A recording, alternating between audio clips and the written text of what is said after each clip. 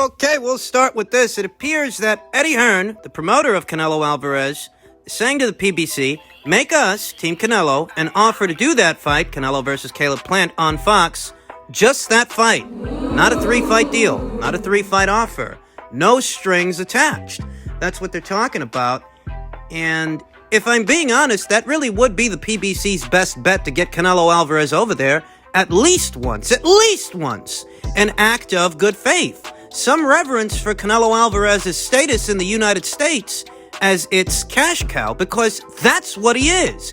Nobody else around here draws more than this guy, and you want options on him. You know this ain't Jesus Cuellar you're dealing with. Per a tweet from Michael Benson, sources from the side of Al Heyman's PBC have reportedly insisted that they are willing to do a 1-fight deal with Canelo for the Caleb Plant undisputed bout on September 18th, according to ESPN Knockout. That's their best bet. Canelo Alvarez didn't work as hard as he did to get away from Golden Boy Promotions. Get out of that engagement. Get out of that commitment. Just to walk into another commitment with another outfit. And I know that many of you might be thinking to yourselves, well, Canelo did walk into a 2-fight deal with Matchroom after having left Golden Boy Promotions. But he walked into that 2-fight deal on his terms, not Matchroom. You hear Eddie Hearn say it all the time. Canelo Alvarez is the boss, not the other way around.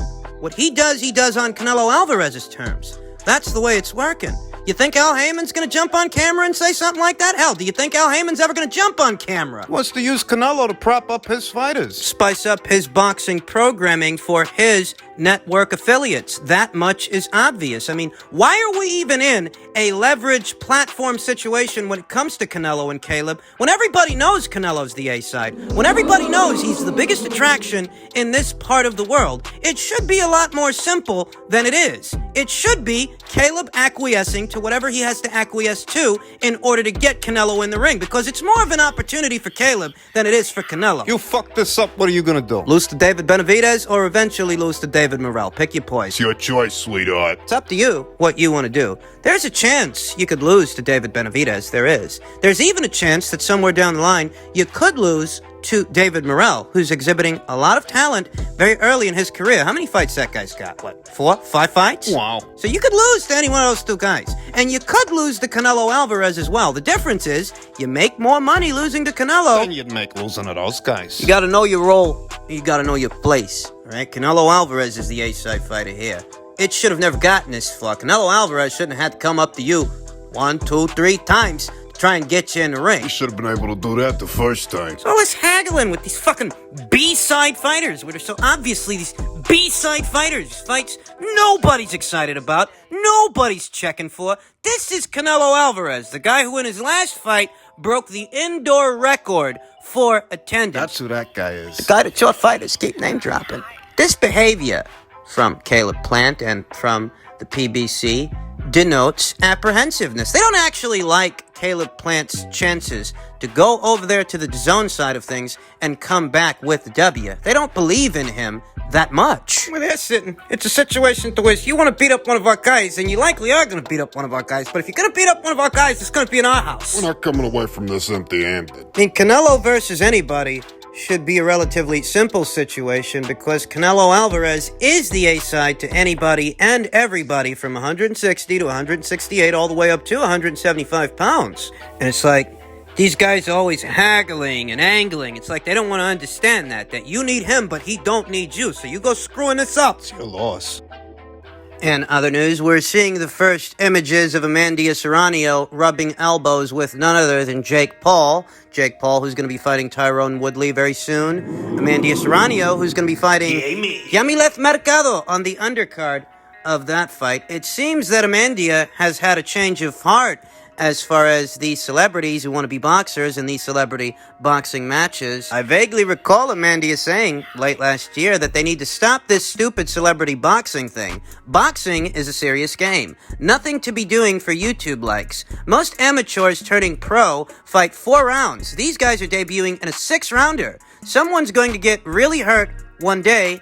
not cool at all. Seems that she's had a change of heart. I mean, I don't see her protesting about it anymore. In reference to her safety concerns and what safety issues these celebrity boxing matches raise. That's convenient. That's expected, though. As a boxing fan, if I'm being honest, I'm less concerned with the safety of Jake Paul and what happens to him at the hands of Tyrone Woodley because, hey, you signed the dotted line. You want to play boxer. It's your funeral. What actually brings us here is Amandia's fight with Yamileth Mercado and what lens we should view it in. Now, I already told you guys, I don't like the fight. I think that Yami is in over her head. And even though Yami is a world champion at 122 pounds, that doesn't mean she's cut out to campaign at 126 against Amandia Serrano, no less. Who looked ravishing at today's Paul versus Woodley press conference. Amandia Serrano does clean up nicely. She's quite a looker. With the 2 world titles in hand. Questions that this contest might raise.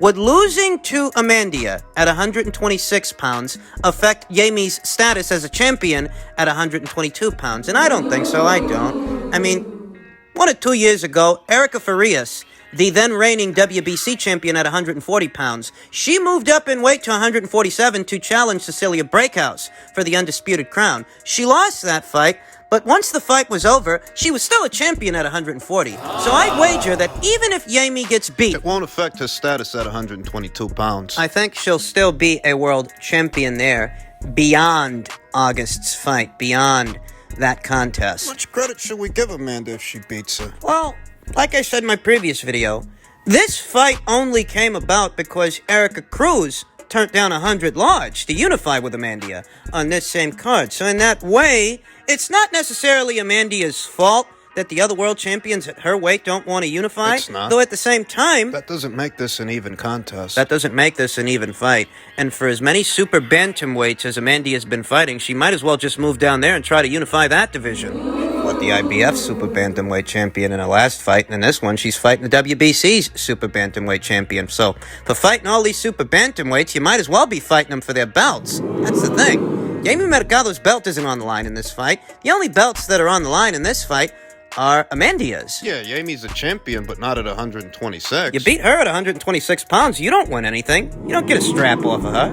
The way it breaks down, because Yami Mercado is the one moving up in weight, she's the one taking on all the risks here, more so than Amandia Serrano. So the only one that actually deserves any credit if they win would be Yami. This fight's outcome, should Amandia emerge the victor, will have no bearing, have no effect on her status, Ring IQ pound for pound list. I don't think Amanda is losing a lot of sleep over that. Over what I think, but if you want to know what I think, and you're here, so I'll assume that you do, yeah, this isn't going to move her up or down on the Ring IQ pound for pound list. The only way the winner of this fight moves anywhere on the list is if Yami is the winner, because Yami is the smaller fighter moving up in weight. This would make Yami a 2-division champion. If she wins, not that I think she's going to win, I don't. I think she's going to get stopped. Yami don't yet have the chops for this fight. Against this kind of fighter, she really doesn't. For someone who's been around as long as Amandia Serrano, having been a champion in as many divisions as Amandia has been a champion,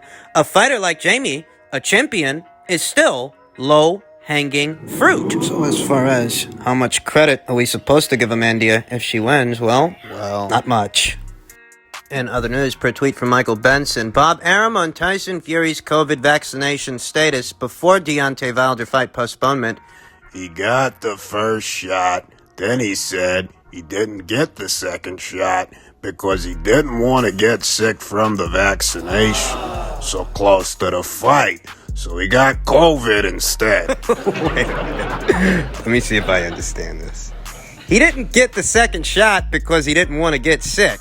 Only for him to get sick? Because he didn't get the second shot! I'll tell you something. A lot of people aren't believing that Tyson Fury actually has COVID-19, and I can't tell you if he does or doesn't. I can only tell you that there are a lot of people out there that are very suspicious of him because the tickets weren't moving. We're moving all that fast. Between the time that the arbitrator ruled in Deontay Wilder's favor and the fight date, Was it July? it was supposed to be July 24th, there wasn't all that much time to promote the fight, make it interesting, make it appealing. I don't think Deontay Wilder's uncharacteristic silence at the press conference helped the situation either. I mean, you want to get people interested in this thing. You made all these accusations about this guy late last year. You came out with it, got it off your chest.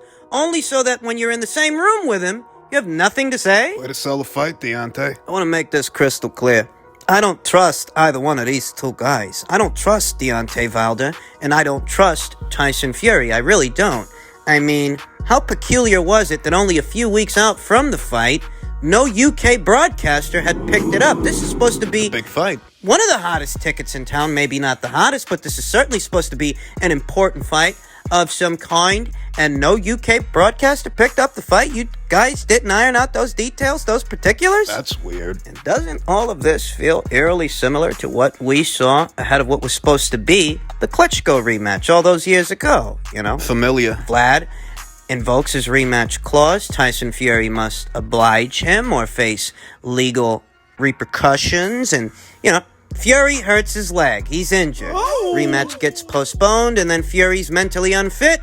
Rematch is off. Gotta tell you, it does feel similar. So, I'm moving this thing to October, and, All right. you know, I can't call it. I mean, what's supposed to make this fight more attractive in October than it was in July? What's the goddamn difference? Same fight. You want more time to promote it? Oh, right. The only reason it got postponed is because Fury has COVID. Right. And why does he have COVID again? Why? Because he didn't get the second shot. Why not? Why didn't he get the second shot? Why not? Because he didn't want to get sick. Oh, that's why. Only so that he could end up getting sick. He didn't get the second shot because he didn't want to get sick, only for him to end up getting sick because he didn't get the second shot. And they just gave this guy an ESPY. Seriously, they gave him the 2021 Boxer of the Year ESPY Award. Bear in mind, this guy hasn't fought the whole of this year, and who knows, who really knows, if he'll end up fighting Deontay Wilder for a third time in October. So Wilder picks a cherry and it backfires. Tyson Fury decides not to get fully vaccinated because he's afraid it'll make him sick, only for it to make him sick. Moron. Fucking morons. This is what has become of today's heavyweight division. This is what's going on. This is what the holdup is. A little goddamn circus. Thing reads like a bad punchline at this point. Is anybody even really all that interested in seeing these two guys fight for a third time? I mean, seriously. In the subsequent months following their second fight, both of these guys' stock with the boxing fans has taken a critical hit. I mean, a lot of people are still pissed off that this is what held up Undisputed. Hey, that's assuming Fury ever even wanted that fight. There is reason enough to believe that he didn't, that it was never going to go down, and they were just wasting Eddie Hearn's time. I mean, Doesn't even matter anymore. Who really gives a shit? and finally, in junior middleweight news per tweet from Boxing Social, Smith is in the frame for Tszyu. Australian banger Tim Tszyu is close to finalizing his next opponent, with Britain's Liam Beefy Smith among the fighters in the frame. Tszyu's manager, Glenn Jennings, said there are 3 candidates on the shortlist. Right now, the names on our list that we're deep in negotiations with are Liam Smith, Danny Garcia is now on our list, and Tony Harrison from the USA. It's very close, so we should be confident. And I think we're happy to say that we're going to try to get this on in Australia. It's really exciting. We're done domestically and moving on to the international stage, so it's a great feeling for all of us. The enthusiasm to make this fight seems to be mutual between the Tszyu people and the Smith people, as Liam Smith says, "I'd fight Tim Tszyu in Australia tomorrow if the deal is right."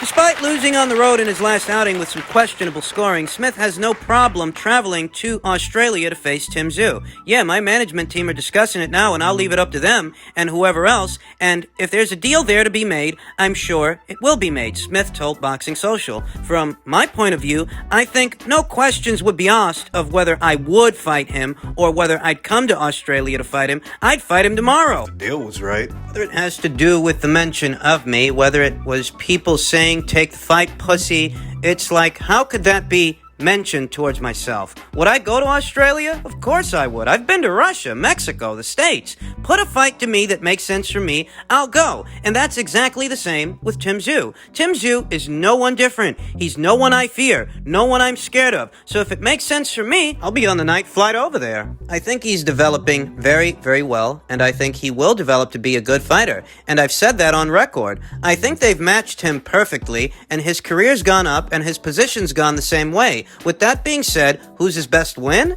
Dennis Hogan was probably his best win, and by all accounts, it sounds like Dennis Hogan might retire after this. A fight with the ones mentioned will answer a lot of questions of Tim Tszyu's path. If he beats me, you'll say he's ready for it. If he doesn't beat me, he's not ready. I think he will end up a good fighter. I do think now, put somebody okay in front of him, he's shown he's not hard to hit. I think you'll get a few different answers on Tim Tszyu.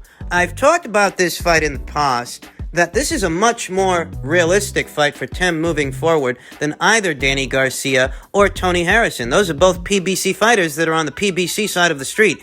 And as we see with Canelo, they're not going to give you access to those guys unless you're ready to enter into a multi-fight agreement with them. And for Tim, that makes no sense. Tim is already developing a rather sizable domestic following in Australia. He doesn't need to come here and bow to the Americans. No. Appeal to them. For an Australian-based fighter who already has a following of his own and domestically has been on pay-per-view more times in his country than these PBC fighters have been in theirs. Does it make sense to enter into an agreement with PBC? The undisputed junior middleweight title fight is set to go down this weekend between the two remaining champions at this weight. Unified champion Jermell Charlo and WBO champion Brian Castano. I do like Jermell to win the fight, but beyond that, you know, unless Jermell's going to move up in weight sometime in the near future, the very near future, it's hard to imagine that Tim gets that title shot. It really is. We talked about that before. And I think Tim is developing into a hell of a fighter. But what I don't think is that he's ready for Jermell Charlo. I don't think he's ready to fight for a title. I should say, I don't think he's ready to win one. What behooves Tim Tszyu the most at this point is to garner world-level experience. He can do that with Liam Smith. He can do that with Jesse Vargas. Kell Brook. He can do that with those fighters that have world-level experience, have fought at world level themselves, and he can make it worth their while because he does have a following down there in the land down under. I think Tim needs 3 more fights at least before he's ready to fight for a title. Before he's ready to win one, and it might take 2 to 3 more fights before a title shot is actually made available to him. It might take that long. I could go for Tszyu versus Smith. Liam's a tough kid, very entertaining to watch. He's not afraid to throw. Him versus Tim Tszyu, that's a shootout. I could go for one of those.